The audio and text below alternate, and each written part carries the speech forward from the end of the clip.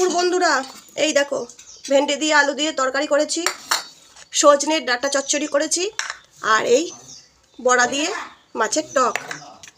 আর যেটা না হলে একদমই চলবে না, ডিম সেদ্ধ। ওমা তো মা ওখানে বসে আছে, কি করে যাবো আমি? কি করবে কি? চামচি নিতে বলেছি। কি জন্যে? ওই দই খাবে। ওই পাশে চামচা আছে, ধুয়ে দাও।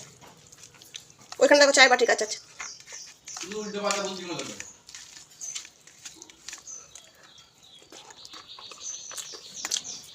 এই যে টমাটম দিয়ে পেঁয়াজ দিয়ে ভেন্ডির তরকারিটা খেয়ে দেখো, খুব সুন্দর লাগে। আমরা আগে রাতেও খেতাম।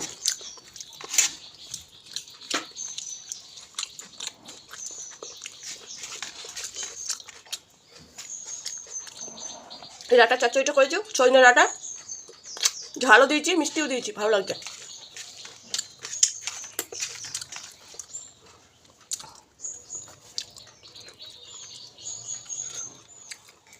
এই টকটা মিষ্টি মিষ্টি হয়নি, নুন নুন হয়, মানে টক টক হয়েছে। আমার শাশুড়ির পছন্দ হবে না, আমার শাশুড়ি মিষ্টি মিষ্টি ভালোবাসে।